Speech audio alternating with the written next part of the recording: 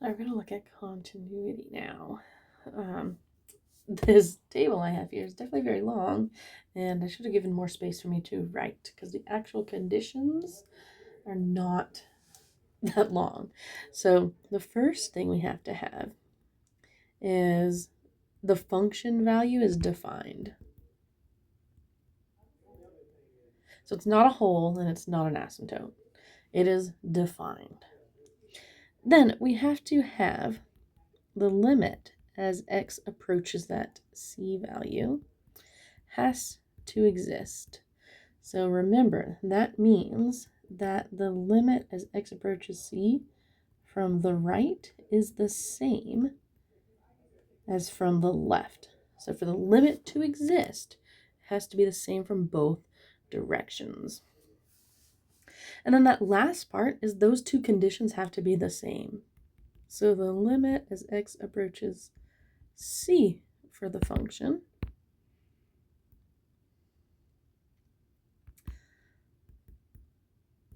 is the same as the function value. All right, so let's look here at this graph and a couple different values here. So we want to look at 9. So if I look at 9, it is defined, right? It's a endpoint here. So find the function value if it exists for the given x value. So I would say, let's see, it's not close to 4. It's between 3 and 4. So let's say it's 3.5. All right, let's find the left-hand limit. So remember, that's going to be the limit as x approaches c from the left of the function. So from the left, it also is approaching that 3.5. The right hand, or is the limit as x approaches c from the right. Well, it's an endpoint here, and I don't know what's going on the right side, so I would say this doesn't exist. And the general limit, these two would have to be the same. So because one of them doesn't exist, the whole thing doesn't exist. So is the function continuous? At x equals c.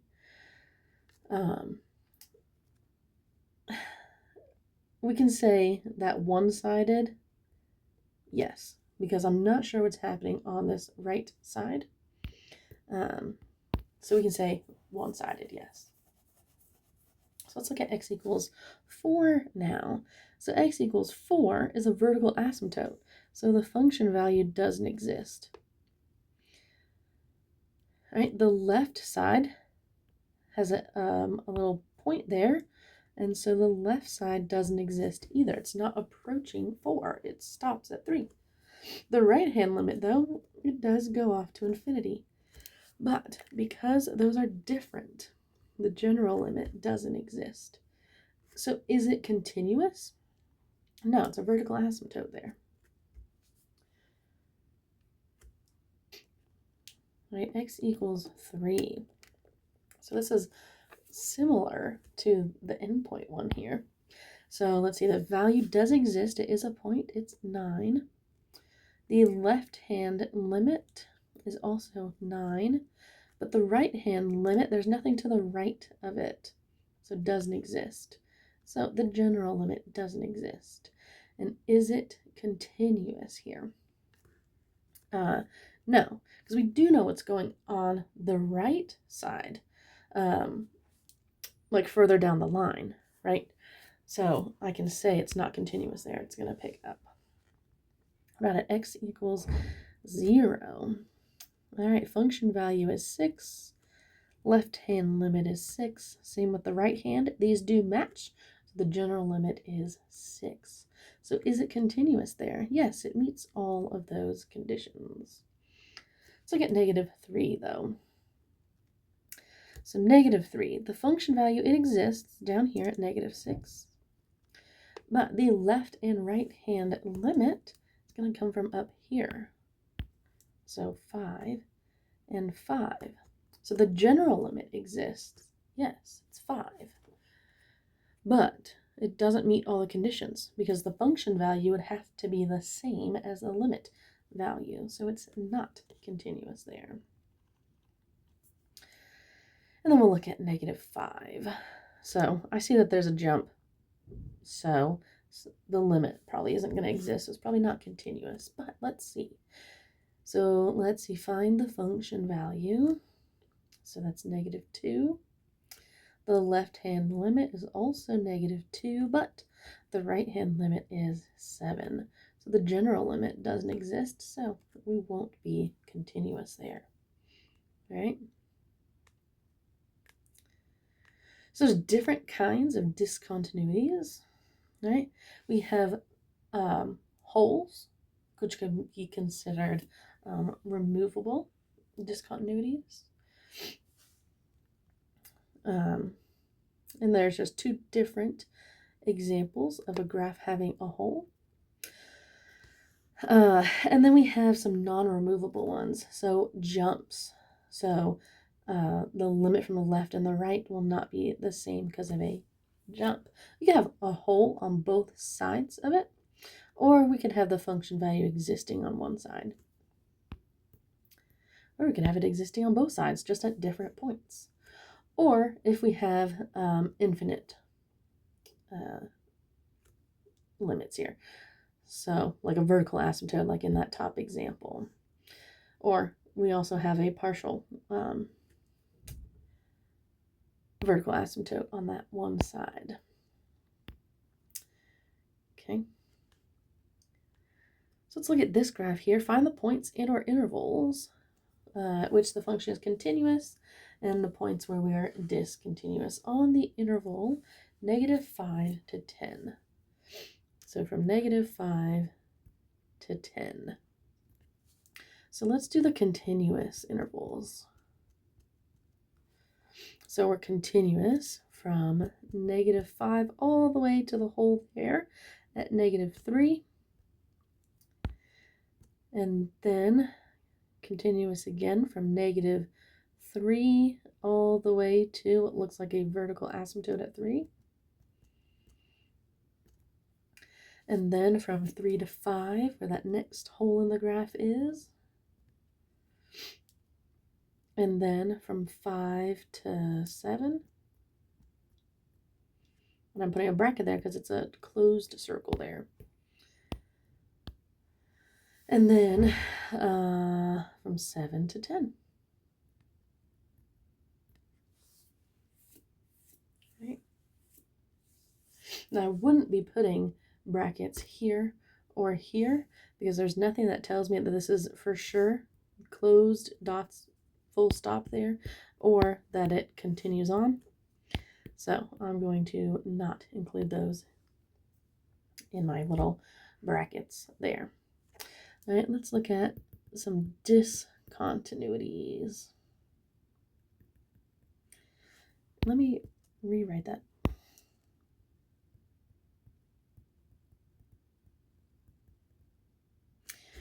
Okay, so I have a hole. I have a few holes on the graph, so I'm just going to label them as holes. We'll just do x values. So at x equals -3, x equals 5, and x equals 7. And then I have a vertical asymptote at x equals 3. Okay.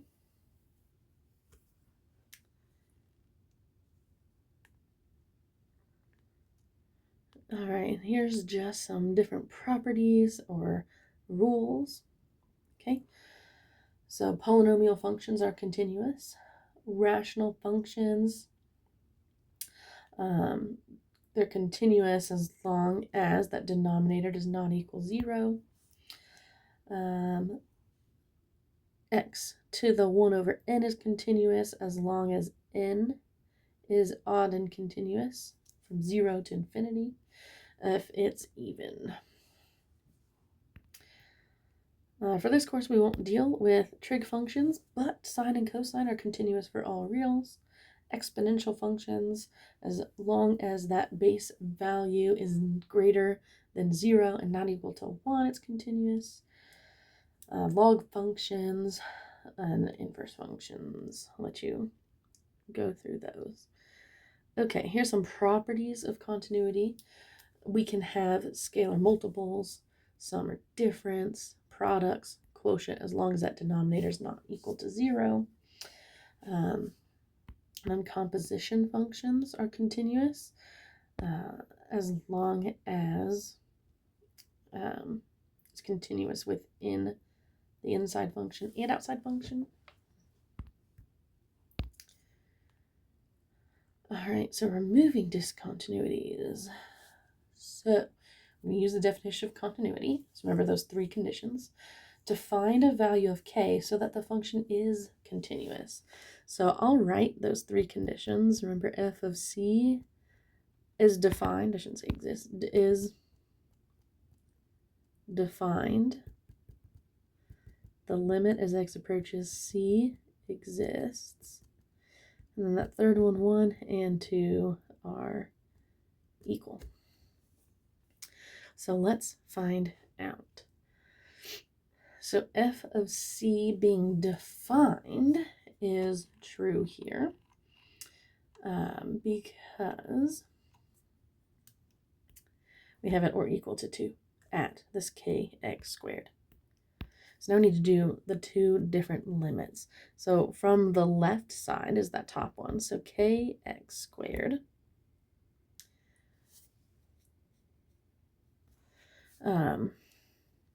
has to be the same as kx minus 6. Those limits have to be the same, right? So I can plug in the x value of 2 in. So 2 squared, actually I'll just write that step in, plugging in 2. So we have 4k equals 2k minus 6. And then I can solve for k because they're going to have to be the same. So I'm getting k is -3. And so we can double check.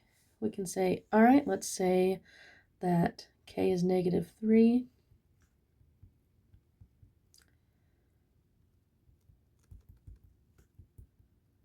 Let's substitute in. So if I plug in 2, -3 times 2 squared, it's going to give me -12. If I plug it into the right side, I get -3 times 2 minus 6, which would be -6 minus 6, which is -12. So those 2 sides are the same, so those limits are the same. And if I plug in 2 into where it's defined, right, so it's in that, the -3x squared part, which we already know is -12. So all 3 of those conditions are met. So k has to be -3.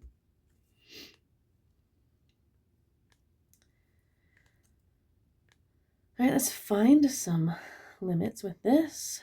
So we have a function 2x plus 1 for when x is less than 3. And then it's x squared if x is greater than or equal to 3. So let's find basically all of these conditions. So the limit from the left. So that's when everything is less than 3. So that's the limit as x approaches 3 from the left for that 2x plus 1. So I can look at it and do a substitution in, because that piece is a linear piece. So I can do a substitution and say 2 times 3 plus 1, that's going to give me 7. And let's go from the right side. So that's the limit as x approaches 3 from the right for that x squared part. So if I do a substitution in there, the x squared piece is a continuous piece. So you can do that direct substitution. So 3 squared is 9. So the general limit doesn't exist because parts A and B are not the same. And then g of 3, we can plug it into that x squared piece, because that's where it's or equal to 3. It's going to give 9. So is it continuous? No, because the limit as x approaches 3 for the function does not exist. So it can't be continuous. or I guess a better justification is, hey, the limit as x approaches 3 is not the same of g of 3. So there's the condition that it fails. All right, and that is all for continuity. So let me know if you have any questions.